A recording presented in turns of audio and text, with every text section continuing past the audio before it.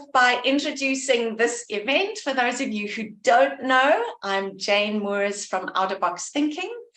And every month we host a virtual masterclass on a topic related to recruitment. And of course, since everybody is talking about AI, that's what we're also talking about. And I spend most of my time training companies on how to attract and select and even today retain top talent and coaching candidates for interviews. And we're going to learn a little bit more about what Nix does just now, but she's one of those people who I'm really excited to interview, because if we're talking about AI, Nix's company even has AI at the end of it. And I know nobody is the expert who knows everything, because that's just impossible. But she's one of those people that I'm super confident stays ahead of the curve and is constantly mining information, constantly learning more, seeing what works, seeing what doesn't work. And I think part of why we're here today is because we're people who are also trying out those tools. And we're wanting to know what's working for other people. Maybe I can try that too. Okay, sure, Nix tried that. Then I don't have to try it too. So I'm really excited about that. So a little bit of introduction to Nix for those of you who don't know her. She was not christened Nix. She was, I think, Nicole, but she goes by Nix. And Nix is one of those people who, from the moment I met her, and it is awesome because I've actually met her in person, which we can't always say in this day and age, but she is one of those bright, energetic, curious people who is a lot of fun along with her tech knowledge. And I love what she actually told me about the organization she's part of. A lot of organizations that we deal with are a bit scared of AI. And a lot of people are saying, oh, I don't want to be replaced by AI. And I even have a client in Germany who's been saying to their employees, you're not allowed to use AI. But Nix's company is not like that. At TerraFlow AI, when AI started evolving and showing its head more than most, they said, we're going to give you a competition to see who can find the most useful AI tools. And Nix, I think, is trumping that, because the feedback she's got from her CEO so far is, Nix, can you please stop sending me so many links? So that shows how hard she's been working at this. But I think something that I really love about Nix, and I think what makes her somebody so credible to listen to, is she's not just somebody who is tech-oriented. She truly cares about people. And to show that I'm not the only person who thinks that, I'm actually going to quote a little bit from one of her people on LinkedIn who's given her some recommendation there. So this is 2020, Dorina, one of Nix's clients. She said, Nix has changed my very biased ideas of how impersonal recruiters can be. She's taken the time to listen and understand my priorities as a professional, cater to these specific criteria. She always made sure to update me on progress, not something that recruiters always do. She is somebody who is kind and supportive before and after interviews, and just ensures that everything is going well. I truly appreciated her ability to listen, be emotionally supportive during the recruitment process, and despite the distance, truly connect with me on a very human, kind level. Simply an outstanding professional. So that is something really beautiful to have someone truly say about you. So Nix, we're super excited to hear from you today. And I'd like you to start off by please just telling us, how did you enter the wonderful world of recruitment, and what got you interested in AI in the first place? We'd love to hear that to start off with. Oh, cool. Thank you so much, Jane. It's lovely to hear that recommendation read back to you. You know, it's from 3 years ago, and I was working in the hospitality industry then. And it's so interesting. And the reason why that recommendation even came up as an entry point for us was because what we're going to dive into today, along with the technologies and whatever knowledge I can share with you that I've managed to pick up along the way, is that the human remains the most important thing. And I think that these tools are actually enabling us and giving us the opportunity to make space for more of that connection, more of that empathy, more of the stuff that the machine can't and hopefully will never be able to do. But to go back to how I got into recruitment, it's always such a funny question, isn't it? Because nobody ever starts out thinking they're going to be a recruiter. Or I've never met somebody that's like, you know, I was born and I knew that that was my calling. We've all got a weird and wonderful story how we ended up doing this. my journey with recruitment in particular, I mean, I could tell you my CV, which is kind of hilarious, everything from being a special needs teacher to taking people swimming with dolphins to, working in publishing. But I did find my calling in recruitment, and it began with me I was working in publishing, and I decided I didn't care about soccer, which was the magazine that I was working on. And I did a quick course to become a massage therapist so that I could go on cruise ships. All I wanted to do was go on cruise ships. I didn't care about being a massage therapist. But what it did is it gave me sales training, world-class sales training. I was working for a company called Steiner. I'd never really been in sales before, and I realized through making wealthy American people on cruise ships walk out my treatment room with armloads of products, that I had a bit of a knack for it, and that it didn't really have too much to do with the healing aspect. And as a result, my sort of target and sales and everything was credible. And then I decided I was done with ships, came back onto land, and it was the agent that put me on ships in the first place that saw my target history and invited me to start what became my own international recruitment agency. And I'd never heard of recruitment. I hadn't thought about it. I had no idea. But it's actually beautiful how these things happen, because it enabled me to use the natural sort of talent that I enjoy, which is speaking to people, getting to the heart of what's really important, my inherent ability to be versatile and to adapt to the person sitting in front of me. Like, the sales training did help with that for sure, but just a natural talent. And I think that when you find your calling, when you find the things that you're naturally good at, the universe opens up, and there's doors open, and you end up in recruitment. So my agency was focused on spa initially, moved into hospitality as well. And then, because of my background in publishing, I started to really kind of advertise who we were, what we were doing, and our story at TRS, which was the name of the agency. And I got an offer to buy me out for 7 figures. I was a young mother at the time, and I was like, okay, you can take my agency. I'll go do something else. I don't want to do recruitment anymore. And trained to become a health coach. Found that fascinating, but also frustrating, because, you can eat as much broccoli as you like. But if your relationship sucks or your job sucks, you're not going to be able to, if their job sucks, you're not going to be able to help anybody, right? So I went back I was super fascinated. You asked about why technology, why tech recruitment. I was living in Berlin at the time, which I'm sure a lot of you know is just a hub for startups and for technology. So I just immersed myself in all of these cool workshops with food trucks and, lots of millennials. And I just enjoyed the energy of the technology industry so much. And then I decided to move back to South Africa, and I got this incredible opportunity handed to me, which was to come and work at a dual listed telematics company, massive global corporate, and be their one and only tech recruiter. They hadn't had one. It's a 25-year-old company. They hadn't had a tech recruiter specializing in that field. So I got thrown into the PhD of tech recruitment, because this company does everything from hardware through to embedded software through to the front end. So I got exposure to technology across the board, and I've never looked back. I mean, I found even more my calling in the technological side of things. It's terrifying. I'm not an engineer. I go in every day feeling like the dummy, but it's given me a hardcore look under the hood in terms of what's going on with these crazy machines, the magic that is technology and networks and the internet, and of course AI. So yeah. Oh, and of course now I work at TerraFlow. So I got headhunted to work at TerraFlow, and I had to say yes because of their recruitment process. It was so evolved, and I was lucky. It was before AI hit. And so 3-4 months into my new opportunity at TerraFlow, I've been there 9 months now, ChatGPT happened. And as you mentioned, one of the founders jumped onto it, called us all into an emergency meeting and said, I want you guys to embrace this.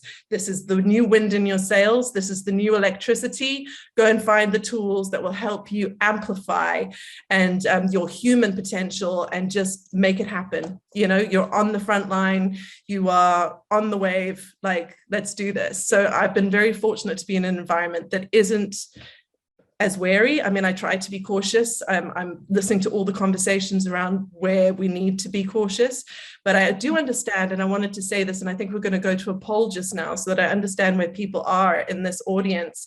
I know there might be people here who aren't using AI at all, and that's totally understandable. And I hope that I can assist to whoever we're speaking to here. But I don't consider myself a specialist AI recruiter. I think that anyone that does is kidding themselves, because it's moving so fast and it's just started. But if I have anything of value to share, I'd be very happy to do so. Oh, thanks, Nix. I think you definitely have a lot of value to share. Just because you've been in it and you've been playing with it and you've been seeing what works and what doesn't, and you are lucky enough to be part of an organization where that's promoted and encouraged. And I don't know how many people can say they experienced that, being called in and saying, go, embrace it, stay on the wave, stay ahead of the curve. And don't be afraid, sorry to interrupt, but that message, because when I'm on LinkedIn and I'm looking at, the German companies who are like, this is evil, or not necessarily German companies, but you mentioned you had a German client. It is encouraged at TerraFlow to just be curious, not to be afraid. Like, this isn't going to take your job. We want you to use these tools to do your job better in a new way. Exactly. And I think that's the kind of the quote by the unknown person that all of us are hearing at the moment is, it's not going to replace you, but if you don't learn how to use it, then you will be replaced by somebody who does. So it's not something we can ignore. But speaking of polls, let me actually ask you just to type in the chat box whether you think you are at a place where you don't know at all what AI is, or whether you're dabbling in it a little bit. Maybe you're using it every day, or you're just a whiz. You would actually like to say to Nix, can you just go on mute? I'd like to take over. So please just pop in the chat box whether you're using it not at all, whether you're just dabbling a little. I see, thank you, Elaine, for starting us off there. Dabbling superficially, you're using it every day, you're using a little bit, or whether you feel like, no, I'm actually a whiz. So we've got not at all, daily, still learning. Okay, not at all, loving it, so much to learn. Yes, everybody feels like there's a lot to learn. Okay, so now predominantly at the moment, we're between not at alls and dabbling. Still learning, we hear you, we're all learning. I think even the experts are still learning. When I speak to AI engineers, they're like, they are still learning. Okay, dabblers, lots of dabblers. Dabblers using it daily. Okay, so it seems like that is our trend, Nix, in terms of what everyone is saying. Haven't seen any experts yet. Well,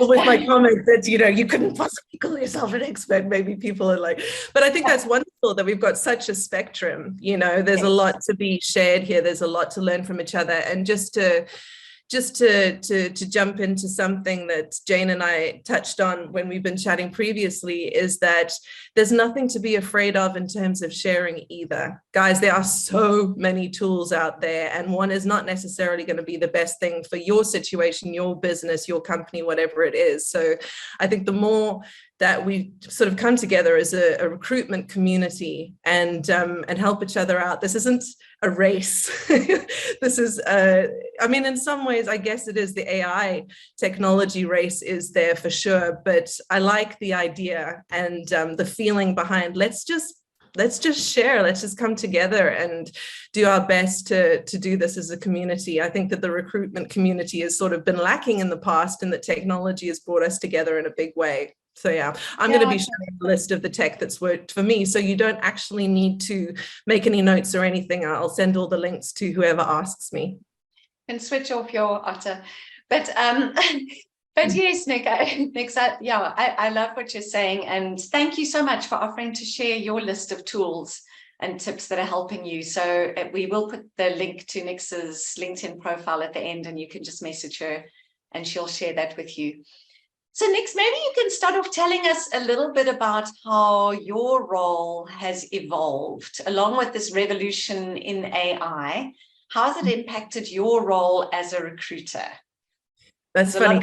here today are recruiters. Yeah. Yeah, so it is an interesting like reflection of that spectrum for all of us, I'm sure. Is that, I mean, I started recruiting in 2008, so that was a case of, you know, yay, I've got Excel, and saving Word document or PDF CVs into folders on my desktop was how I would organize my candidates, right? And my terms and conditions were a piece of paper that I would take, you know, to a client, have them sign with a pen, and things are so incredibly different now.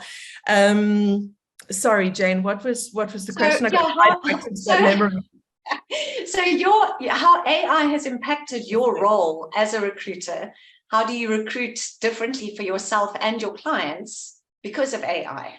Yeah, okay, so going back to that initial sort of analog experience of what recruitment is in comparison to what it is now, I think that there's an interesting conversation as well around technology as opposed to AI, because there is a difference between the two. Like when I'm mentioning, you know, using Excel, that was a technological advancement, and there's lots of tech tools that we can use as recruiters that I've been using over the years as they've kind of come in and I've adapted and adopted them.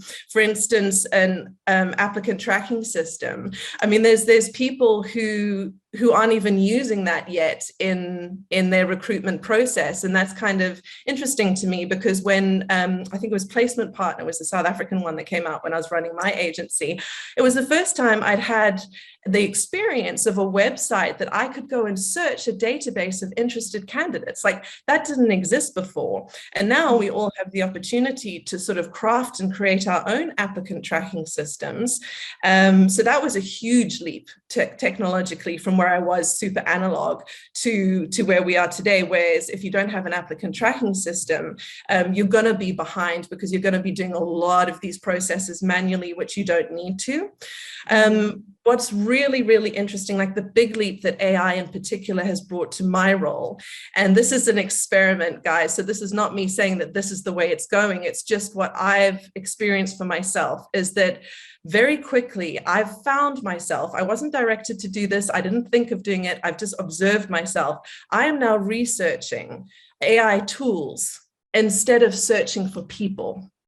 And I know that might be, I'd be very curious to know from you guys if you found the same thing on your side.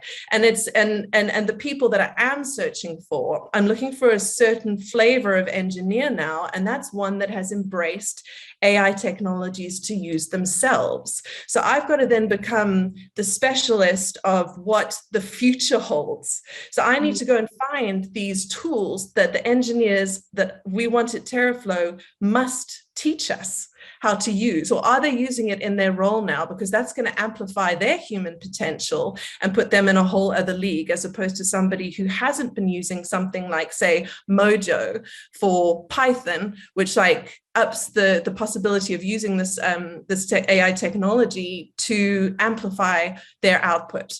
So that's been really interesting as well. Like I've started to now, if I source at all, I'm sourcing people that have actually got AI technologies under their belt that they can bring to TerraFlow. So that's been a big one. And the shift, I suppose, what's interesting there is from recruiter to more of a researcher. Yes, I think that's really interesting. And Nix, you were actually telling me a lovely story yesterday about when you thought about recruiting an assistant for yourself and how that ended up looking a little different. Please share that. Yeah, so when I first started at TerraFlow 9 months ago, the CEO said to me, Nix, as soon as you feel like you're a little bit overwhelmed, you know, if you're struggling to source enough of your talent pools, for example, or whatever it is that comes along, feel free to go find yourself the person that you need to support you. And I actually had that person in my last job, and she was so incredible, and her and I worked together so well. We were bringing in 6 really, really difficult to find engineers every single month. And yeah, so with a human assistant, we did that thing, and I was thinking it was going to go the same way at TerraFlow. But then I've seen that because I'm researching constantly and trying out different tools constantly, that I found myself with more time now. I've automated processes to the point that I have the space, and we'll talk about the various different tools, but in particular MetaView, I no longer have to type, so I can really connect with the person. And then afterwards, this technology summarizes everything. It takes me maybe 5 minutes to check that that is right and that it feels like the actual conversation that we had. And then I have a summary for my hiring managers. So I have more space as a result to do the kind of next level recruitment that I'm talking about, and have that human connection, compassion, empathy, creativity that only a human can do. I love that, Nix. I think that's just so interesting. And as Nix is sharing about MetaView in particular, I do want to encourage, I see somebody No, also. don't change it. I know. I actually, sorry, Jane, but I actually said to MetaView when they asked me to do a little thing like this and just give them some feedback. And I said, if you guys ever want a brand ambassador, at any of your events or whatever, just tell me. I'm not leaving TerraFlow, but I love MetaView. So yeah, just incredible. I've definitely heard about MetaView. And I think as I said, I was joined into this US conference last night where they were discussing AI tools. And MetaView came up as a super helpful tool and something that could plug into the applicant tracking system, which is what you want. And I think as we're talking about tools now, what was helpful, and to your point, Nix, last night people were just sharing tools in the chat box. And I think there is that sense of we're not holding it close to home anymore. We need to share ideas so we can all grow together, test for one another, and together we can be better for our clients. So if any of you have found super useful tools, please do share them in the chat. Put your link in there if you want to connect with people. So next, I like what you're saying about how it's changed your role and how you maybe recruit for yourself, that you're recruiting a tool to assist you rather than a human. But I think that's something, as I'm thinking of different recruitment consultancies where people are they're taking up time with a lot of admin. There's so many people who can be producing and helping the company grow if there are more AI tools there. And I think the other point that we started discussing is the guy in our coffee shop. And I know you were like, who is that Jono guy again that you mentioned? I did interview him a couple of sessions back. But he was saying to me in the coffee shop, we have this coffee shop culture, he's a social media manager. And he was saying he feels like his role is changing towards his clients, where he is no longer just the content creator for his clients. But part of his service offering is now sourcing AI tools for his clients so that they can do their own content creation. So it's not that they don't need him anymore, but they need him for something different. And I also wanted to tap in with you when you're talking about servicing your clients now as an outsourced service provider. How is that being impacted or changing when clients ask you to look for someone to fill a role that they have? Okay, so I'm an internal recruiter, but obviously I have my own agency. So I'm kind of had my own agency. So I'm kind of thinking back to the different flavors of that. And as an internal recruiter, the hiring managers are essentially your customers, right? You want to do right by them. I think, correct me if I'm wrong, but the main sort of area that would be helpful to them is being really reactive when it comes to using AI in terms of sourcing. If you don't have your applicant tracking system set up so that your first go-to is your established database, you look for whatever it is that they're looking for, you don't have that person, you have to go outside into the world to go and find them. There are so many AI tools for sourcing that are competing really intensely with the usual go-tos, LinkedIn and so on. So I can chat about those as well, the ones that have worked for me. I haven't had to do that personally too much. I don't do a lot of sourcing because I have such a strong marketing team that they kind of have, talent attraction campaigns that bring in applications. So I get to be a little bit lazy on the sourcing front.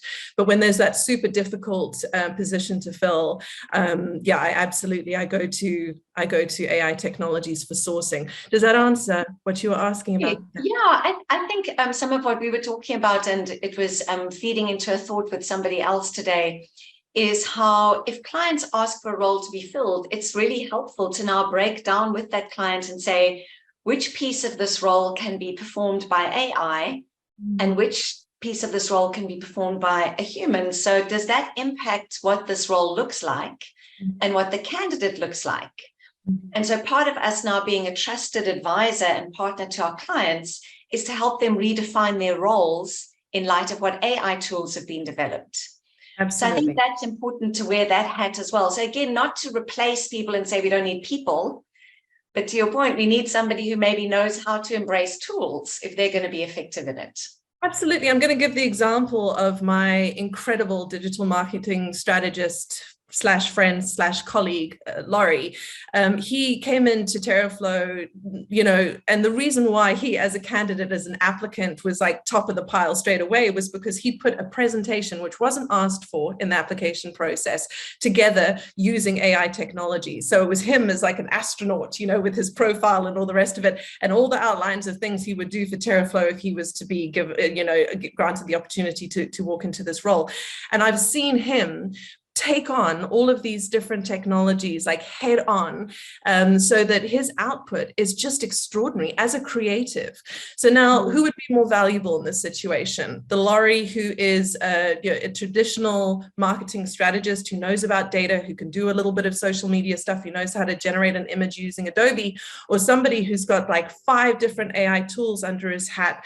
He's using Notion, Midjourney, you name it, to generate content at a level that previous people wouldn't be able to do. And it's actually exactly that. It's the person who's embracing the AI technologies, and the people, as you say with Jono, the specialists in those tools, like that becomes the need, right, for your customers. Yes. Is how to source the person who not only has identified, researched, and managed to become really good at this particular tool, but can teach the customer how to use it within their business. Yes. Love it.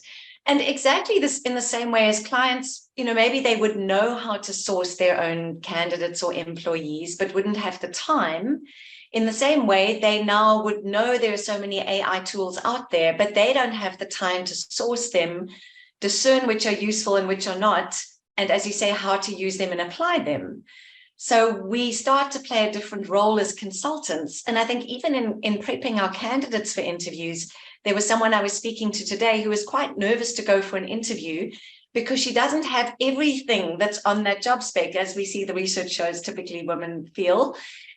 But what we had a conversation about was, that's fine, look at what you can do, but research AI tools that will be able to assist you to do the parts that you're not yet equipped to do. So there's another way for candidates to present themselves in terms of how they can quickly upskill and be suitable for a role, whereas it might have taken them ages to learn something else in another situation. But next, for you have spent so much time going through all the AI tools and looking at what's useful and what's not. Can you tell us a little bit about what that process has looked like? How have you gone in? How did you know where to go? And how did you then discern which ones you should use, which ones you shouldn't? Yeah, I'm probably going to sound a bit lucky and lazy when I answer this, and I haven't really unpacked it or analyzed it, but I think being embedded in the world of AI, just as, being a part of TerraFlow, the stuff kind of comes to me anyway. So we've got various different chats, Google Spaces, where we all share anytime. So you've got engineers, you've got support, you've got marketing, you've got everybody sharing a link to something. And I've just picked up my favorite newsletters. So I get about 5 newsletters a day now, and all focusing on particular areas of AI and technology. And what I've had to do, I didn't mean to, but you guys know what newsletters are like. Like eventually you just unsubscribe. The ones that I didn't unsubscribe from, I actually put in a specific folder, and I allocate time in my day to go through them. And if I'm a bit brain dead or tired or whatever, I'll just open the tabs and I'll make a time in my calendar to come back to them. So these newsletters have been my teachers. They're the people and the collectives that are the specialists that I'm learning from. And then if there's enough interest in me, if I feel inspired or sparked, like, oh, that could be cool, then I'll actually click through to set up a Calendly half-hour appointment with the person who's the sales representative on their side, and dig a little deeper and tell them about TerraFlow and ask them them how, in this use case, what would be the best way to implement that tool. And then I'll ask for a free demo if they aren't just offering that straight off the bat. And then, yeah, if it's what's the word? If there's traction, I've got to come back to MetaView again. Asile needs to pay me. But it from the first time I used it, I was like, and then I had another interview set up because I had 10 free interviews or something like that with my demo. I had 3 interviews that day back to back. I only set it up for the first one. In the second one, I was like, damn, why didn't I use one of my, so it was impactful straight away. Like I missed MetaView immediately. And that's how I knew that this was going to be a good thing. And then I took the time to get to know the tool and embed it in my applicant tracking system. And I think these companies work together very closely as well. As something else to look out for is if you don't want to end up with a ton of integrations that you need to manage, because that can be exhausting. So you want the different things to talk to each other as seamlessly as possible. So you'll often find that there's a sourcing tool that is already integrated with your applicant tracking system. So maybe start there, start with what you've got rather than going out and looking at all these different opportunities. Look what's already embedded, because you'll be able to do things like automatically fill out feedback forms from, just your interviews through MetaView into your candidate profiles and things like that. So yeah, so definitely look for those integrations. But that's kind of how it's happened for me. It's been this sort of organic process of keeping an open mind and then eventually seeing that this is now a big chunk of my job, my day. Yes, I think that's such an interesting point, because I've been speaking to a couple of people recently around time management and how recruiters manage their time. And something that is coming in now as one of those important parts of the day that wasn't there before is the essential piece of taking time to research and try out AI tools. So that wasn't there before, but if we don't stay ahead of the curve, we're going to be left behind. So I think it is essential. So Nick, I know a lot of people in our room said, just starting, dabbling a little bit. You mentioned a little bit about how MetaView has helped you. And I know you're not being paid to say this, but with MetaView as an example, can you please share some more detail around what exactly it helps you to do and how it benefits you as a recruiter? Okay, so I thought that this was really fascinating. I mean, there are transcripting tools out there that are free. Like we can transcript here in Zoom, I think. I know you can in Google. And then you have like a recording that has, the writing going by at the same time. What MetaView did that had immediate impact for me is that it's intelligent enough to identify what is a question and what is an answer. So almost immediately after you finish your interview with a candidate, it emails you a link to your archive, your personal membership archive thing on MetaView, and you can go back and you can either watch the video. It also it shows you the entire transcript in like an image with all of your questions. It lists what your questions were. It puts what the candidate's answer was, and you can have that in bullet form. You can have it as a short summary. You can have it as a comprehensive summary. You can put together a summary overall, and there you go. You've got your summary, which, like I said, takes you 5 minutes to check, as opposed to half an hour to an hour, which is what it would take me sometimes especially for senior roles. You really want to, did I remember that right? And a big part, interestingly enough, and I reflected on this only after I started using MetaView, was that one of the key skills that I was able to bring to the table as a recruiter was my ability to hold a conversation and type at the same time.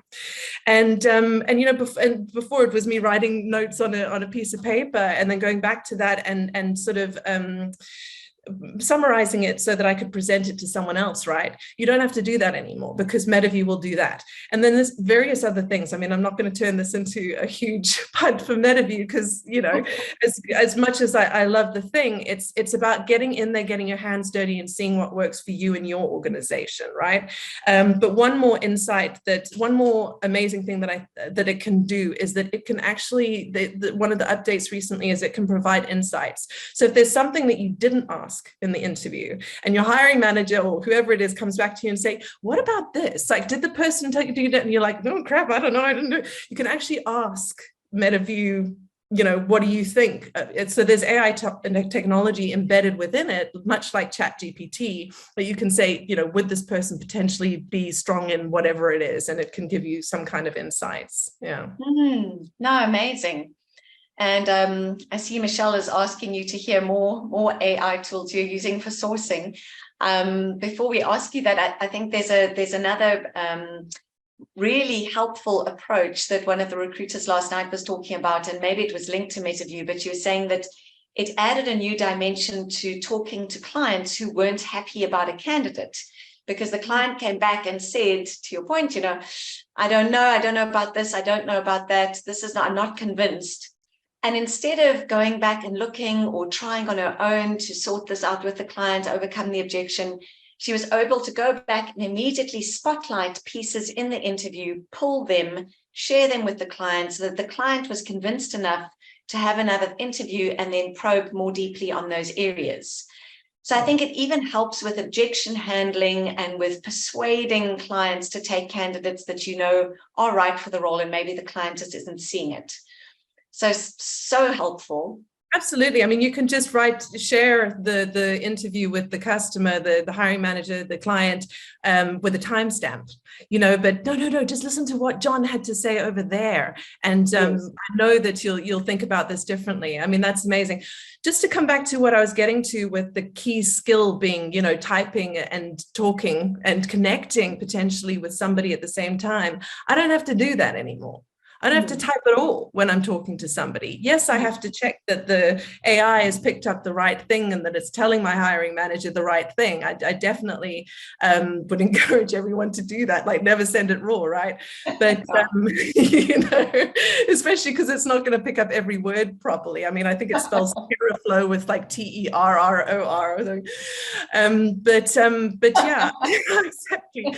So yeah, there's enormous value in exploring this stuff and seeing how it works for you. Yeah. So next, I see people are keen to hear more tools. Are there other tools that you've found so far? And I know you have kindly said you'll share a list afterwards. But as we're speaking now, are there other tools that are coming to mind that you found have worked really well for you so far? So one that I haven't explored deeply, so I'm not like endorsing it as much as I was with MetaView, but one that I'm very, very excited by. I did say that I don't do a heck of a lot of sourcing, so I can't speak as the experienced person on that side, but there's a People GPT. I don't know how many of you know that. And it's in my links. It's actually called something different to People GPT, but it looks very interesting in terms of potentially kicking LinkedIn out of the water. So that's one. There's another one that I'm exploring at the moment called Findem. Findem, sorry. So that's FINDEM.ai. Looks like it'll work well for companies that are 100 plus members. It looks like it's pretty expensive, but yeah, that's been pretty amazing. Findem, yeah, that's right. .ai. So yeah, we've been using AI and various different tools within recruitment at TerraFlow for learning and development. I don't know if anyone would be interested in that side of things, sort of testing and integrating those, the results that come about as a result of doing this sort of testing for areas of development directly into the team members' profile. That's been pretty cool. Yeah. Sure. No, the list is endless, but I do love what you say about you need to test what it does. There's a really fun one that I tried called AIZZY.ai. I don't know if anyone else has tried that. I'll put it in the chat.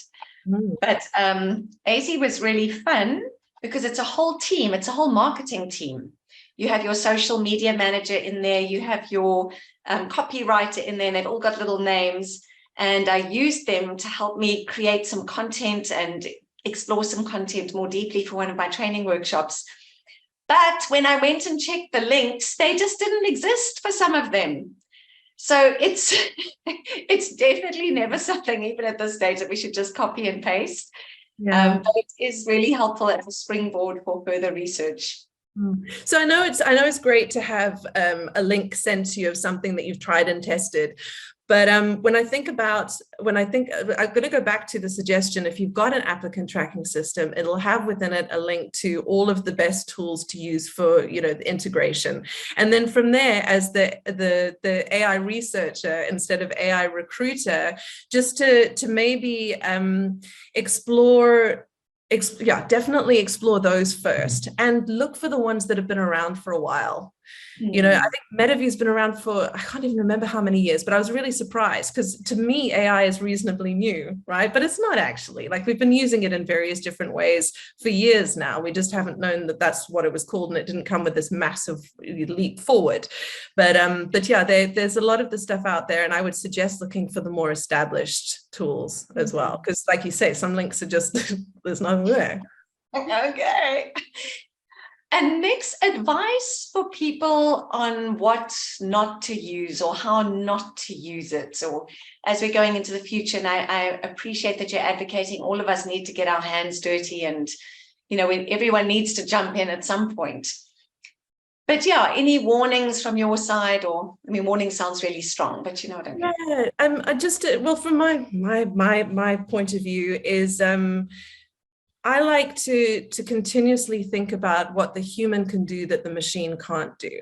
So I would never want people to feel like they're talking to a machine, right? There's certain things that I can bring to the table that I really hope that AI is never going to be able to bring. And maybe there's a robot next or an AI next in the future that'll be able to be compassionate and present and connect and everything.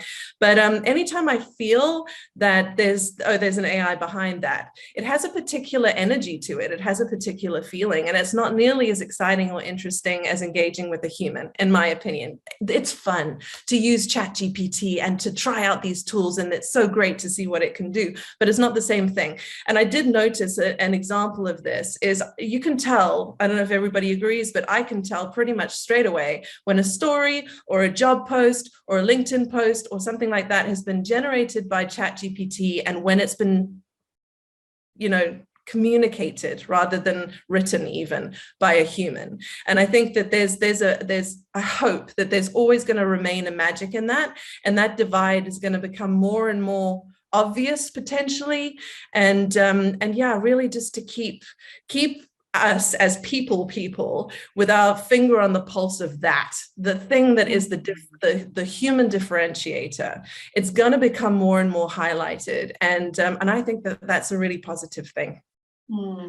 Yeah, absolutely. I think there was an interesting article that you shared with me a couple of days ago about the doctor and what he said, which I think really resonates with what you've shared just now.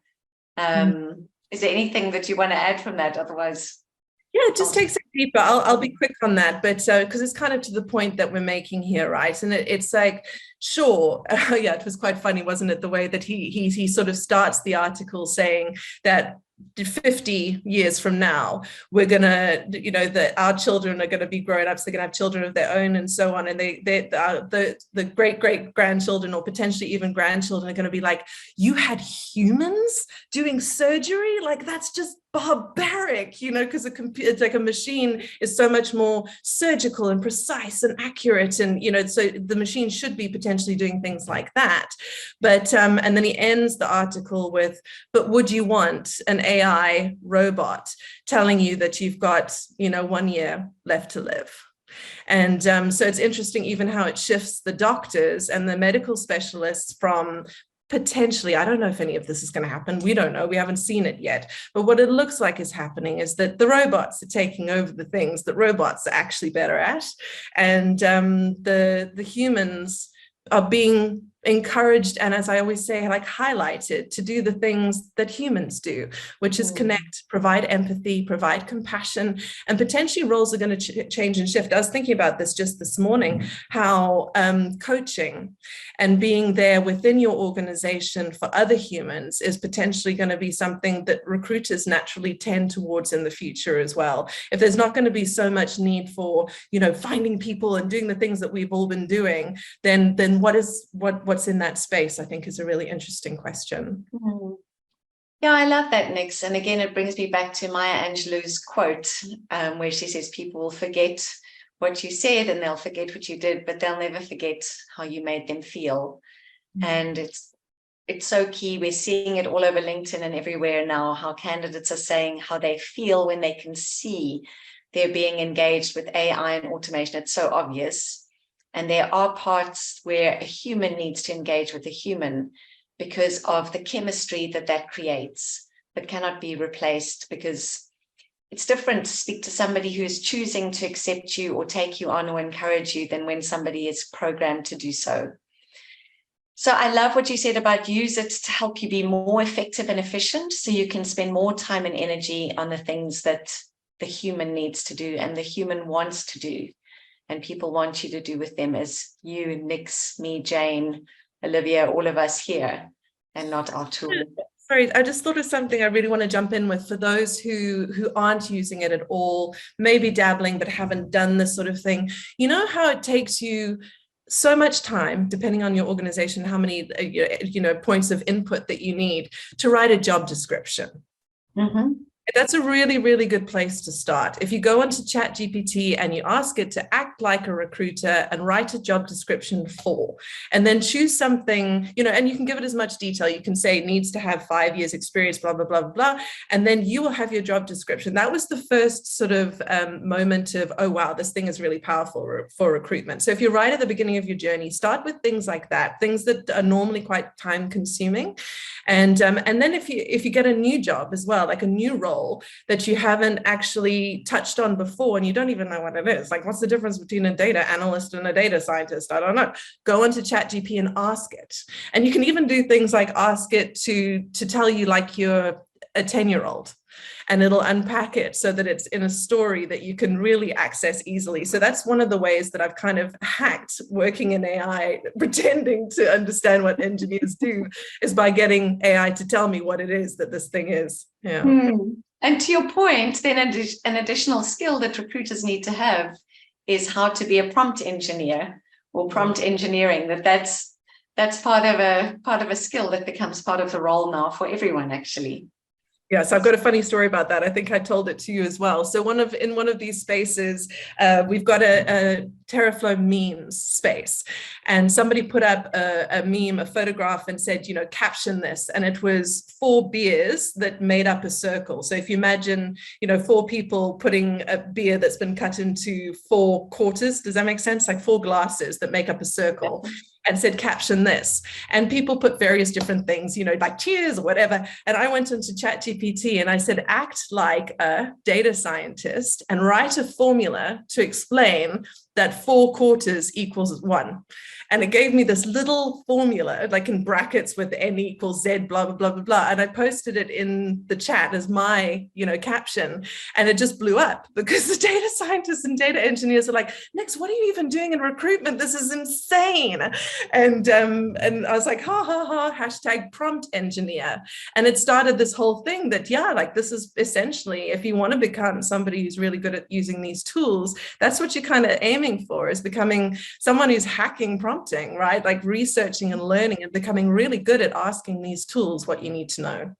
Exactly. And there's so many books that are free on prompts. There's one specifically for HR that I saw came out. So so much is free at the moment. It's so important to get in the early adoption stage before everything is paid for.